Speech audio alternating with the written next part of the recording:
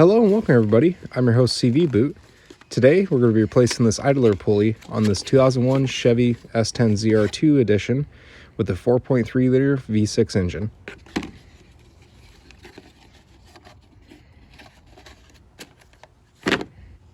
To start off with, we're going to have to release the tension on the belt by backing off the tensioner.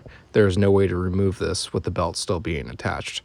So, using a belt tensioner tool, we'll go ahead and hook up to our tensioner, pull it back, and then carefully slip the belt out and underneath and clear the belt out of the way for now. Using a 13mm socket and a ratchet and some proper force and motivation, we can loosen the bolt for the idler pulley. Be careful to slowly back it out and try not to lose the washer that's on the end of the bolt. Once we've reached the end of the threads, we can carefully remove it by hand, being sure not to drop anything or lose that washer, and then we can inspect the components that we have removed and start on the replacement. Now, using a pair of side cutters, I'm going to remove the retaining ring so I can transfer the spacer and the bolt over to my new idler pulley. I'm opting to not reuse or install a new retaining ring. That decision is purely up to you. I am personally not going to do that. So taking the washer, the bolt, and the spacer, I'm going to reinstall it into the new idler pulley exactly the way it was sitting in the old one.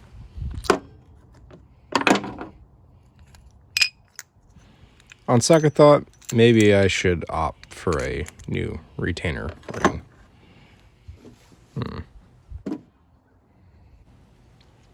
Now, home stretch. We'll take the assembly and go ahead and reinstall it exactly the way it came out. I like to start the bolt by hand, making sure that the spacer and the bolt sit in properly and click into place and support each other evenly. Once the pulley is seated evenly, I like to make sure it's just good and snug with a ratchet. Now with my torque wrench, I carefully torque her up to 37 foot-pounds. With that all out of the way, I can back off the tensioner and reinstall my belt onto the idler pulley.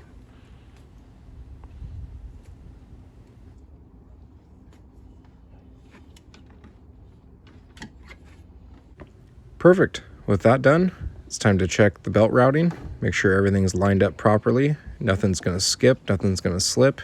Make sure everything is supposed to be sitting exactly where it should be on the routing of the belt system. After that, we can fire it up.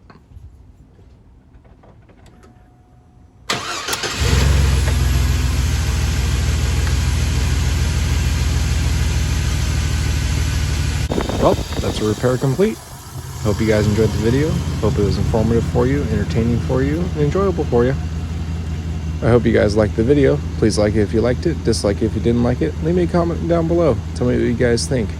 Please consider subscribing. It really helps me out. I do other automotive content videos on this channel, as well as I do tool review videos, and anytime I can be turning a wrench and filming it at the same time for you guys to enjoy and watch, I try to do that as well. Thank you all so very much for watching. I've been your host, CV Boot.